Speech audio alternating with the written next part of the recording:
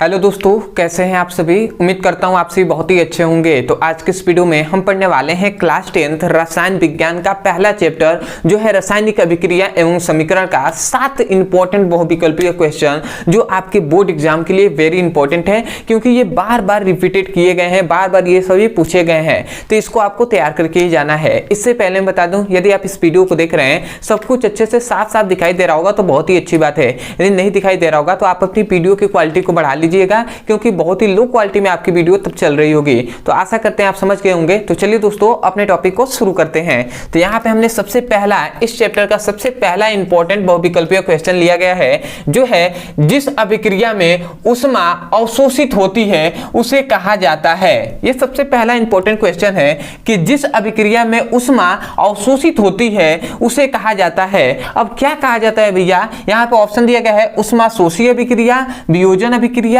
ऊष्मा क्षेपीय अभिक्रिया और कोई नहीं। तो याद रखेंगे दोस्तों, जब हमने पढ़ाया था कि ऊष्मा शोषी अभिक्रिया तो उसमें हमने बताया था कि जिसमें क्या होता है भैया, जिसमें होता है ऊर्जा का क्या होती है, अवशोषित होती है, तो उसे हम क्या कहते हैं, ऊष्मा शोषी अभिक्रिया कहते हैं। उसमें हमने पूरा डिटेल में बताया था जब ऊष्मा शोषी अभिक्रिया पढ़ाया था तब। ठीक है, तो ये वाला ऑप्शन सही हो जाएगा। इसमें क्या होता है, ऊष्मा का अवशोषित होता है। ये भी हमने पढ़ाया है, वियोजन अभिक्रिया भी पढ़ाया है, ऊष्मा क्षेपीय अभिक्रिया भी पढ़ाया है। ये सभी हमने टॉपिक पढ़ा दिए हैं पहले।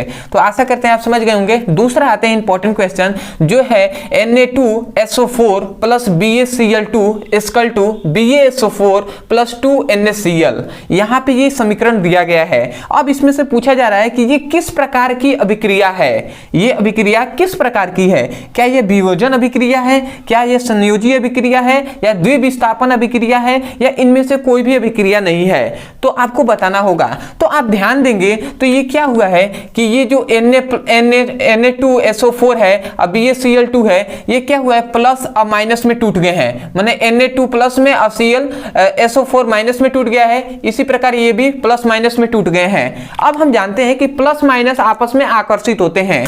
तो यहां से ध्यान देंगे तो ये क्या हुआ है कि जो इधर वाला Na है ये जाकर Cl से जुड़ गया है और जो SO4 है ये Ba से जुड़ गया है। समझ गए ना। तो BaSO4 हो गया है, BaSO4 और प्लस Na दो मात्रा में है और Cl दो मात्रा में है, तो दो मात्रा में NaCl बन गया है। तो इसका मतलब क्या हुआ कि इनमें आयनों का आदान प्रदान हुआ है। इस अभिक्रिया में क्या हुआ है, आयनों का आदान प्रदान हुआ है। तो आयनों का, जिस अभिक्रिया में आयनों का आदान प्रदान होता है उस अभिक्रिया को क्या कहते हैं, तो हमने बताया है कि द्विविस्थापन अभिक्रिया कहते हैं। तो हमने पूरा डिटेल में इसको बताया था। तो इसका ऑप्शन क्या हो जाएगा, द्विविस्थापन अभिक्रिया। जिसमें आयनों का आदान प्रदान होता है उसे हम द्विविस्थापन अभिक्रिया कहते हैं। और पूरा डिटेल में हम इन सभी को पढ़ा दिए हैं। ठीक है, आते हैं तीसरे पर। यहां पे क्या कहा गया है कि अपचयन वह प्रक्रिया है जिसमें, अपचयन वह प्रक्रिया है जिसमें ऑक्सीजन का संयोग होता है। तो हाँ भैया, ऑक्सीजन का तो संयोग होता है। दूसरा यहाँ पे लिखा गया हाइड्रोजन का वियोग होता है।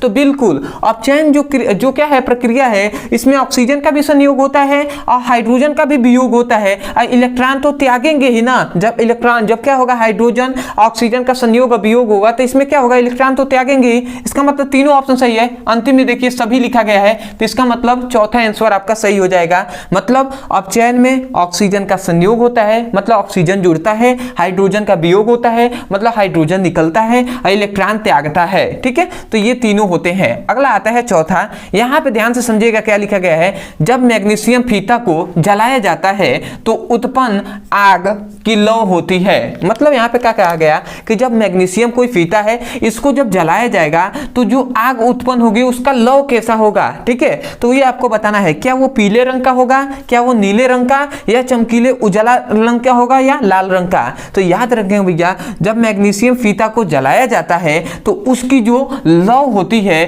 वो चमकीली उजला होती है। तो इसको आपको याद रखेंगे। ये वाला तीसरा ऑप्शन आपका सही हो जाएगा। अब आते हैं पांचवें अपने इंपॉर्टेंट क्वेश्चन पे। यहां पे लिखा गया है कि शाक और साग सब्जी के विघटित होकर कंपोस्ट बनाने की प्रक्रिया की अभिक्रिया है। अब भैया कैसी अभिक्रिया है, मतलब साग सब्जियों के विघटित होकर कंपोस्ट बनाने की किस प्रकार की अभिक्रिया होती है। क्या वो अवक्षेपण अभिक्रिया होती है, या ऊष्मा क्षेपीय अभिक्रिया, या ऊष्मा शोषी अभिक्रिया, या वियोजन अभिक्रिया। तो ये वेरी इंपॉर्टेंट क्वेश्चन है, आपको इसको याद रखना है कि ऊष्मा क्षेपीय अभिक्रिया होती है। साग सब्जियों को विघटित करके कंपोस्ट बनाने की इस प्रक्रिया की अभिक्रिया को हम क्या कहते हैं भैया, ऊष्मा क्षेपीय अभिक्रिया कहते हैं। तो इसको आपको याद रखना है। अगला आता है छठा हमारा इंपॉर्टेंट क्वेश्चन और अंतिम क्वेश्चन जो यहाँ पे है कि रासायनिक अभिक्रिया के दौरान किसी पदार्थ में ऑक्सीजन का हास्य कहलाता है। मतलब रासायनिक अभिक्रिया के दौरान किसी पदार्थों से ऑक्सीजन का हास्य कहलाता है। मतलब रासायनिक एक अभिक्रिया है जिसमें से जिस पदार्थ में से ऑक्सीजन का हास्य होता है, तो उस अभिक्रिया को क्या कहते हैं, तो याद रखें भैया, उसे हम क्या कहते हैं, अपचयन कहते हैं। ठीक है, जिसमें ऑक्सीजन का हास्य होता है उसे हम क्या कहते हैं, अपचयन कहते हैं। तो इसको आपको याद रखना है। ठीक है, उपचयन लिखा गया है, संक्षारण इनमें से कोई नहीं, तो आपका क्या आंसर हो जाएगा, आपका अपचयन हो जाएगा, जिसमें ऑक्सीजन का हास्य होता है।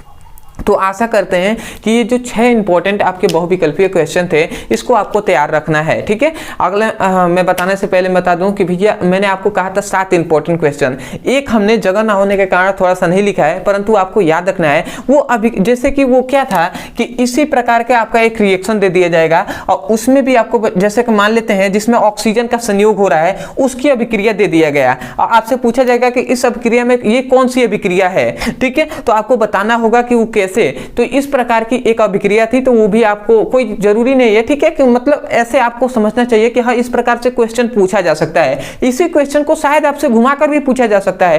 तो इसलिए आपको तैयार करके ही पूरा डिटेल में जाना है और कम से कम कुछ नहीं तो भैया इतना तो कम से कम तैयार करेंगे ना, इतना तैयार करके जाइएगा। इससे पहले मैं बता दूं कि भैया जो क्या है ये रिएक्शन है, इन सभी को आपको याद करना है कि वियोजन अभिक्रिया क्या होता है, उसमें क्षेपीय अभिक्रिया, उसमें शोषीय अभिक्रिया, संयोजी अभिक्रिया। ठीक है, इस सभी को आपको तैयार करके जाना है क्योंकि वेरी इंपॉर्टेंट है। सभी हमने इंपॉर्टेंट क्वेश्चन को भी करा दिया है।